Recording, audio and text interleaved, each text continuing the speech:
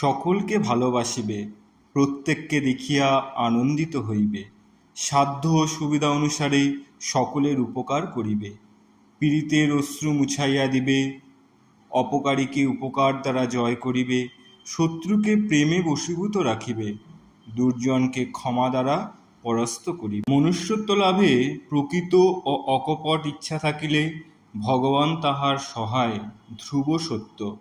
তামসিক ও রাজসিক বৃত্তিগুলোকে পদদলিত করিয়া দাসের ন্যায় আজ্ঞাবহ রাখিয়া চলিবে। আমোদুচ্ছলে কাম, ক্রোধ বা মিথ্যার আশ্রয় লইও না। বিনয় নম্রতা গুণে মণ্ডিত হইয়া জ্যান্তে মরার ন্যায় সমাজে কাল যাপন করিবে। শ্রী শ্রী ঠাকুর। সুখ দুঃখ লাভালাভ সব ভগবানে অর্পণ করিয়া আত্মকর্তৃত্ব ত্যাগ করিয়া ধৈর্যের সহিত জীবন যাপন করো। বিপদে সম্পদে সমভাবে তাহার চরণ ভরসা করিয়া থাকিবে। বাসনা কামনার দাস হইয়া প্রধান দাবি নষ্ট করিও না। শ্রী শ্রী ঠাকুর। সেই আনন্দময়ের প্রেমে ডুবিয়া যাও। তাহার গুণগানে মত্ত হইয়া নাচিতে নাচিতে স্ত্রী পুত্রের সেবা করো, দশের সেবা করো, সমাজের সেবা করো। দুঃখী পাপী তাপীকে বুকে জড়াইয়া ধরো।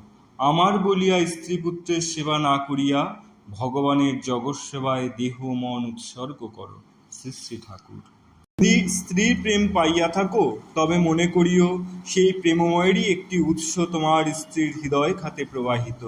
সেই প্রেমে জগৎ প্রেম শিক্ষা করিও। ছেলে মেয়েকে কোলে করিয়া ভগবানেরই নির্মল সত্তা অনুভব করিও।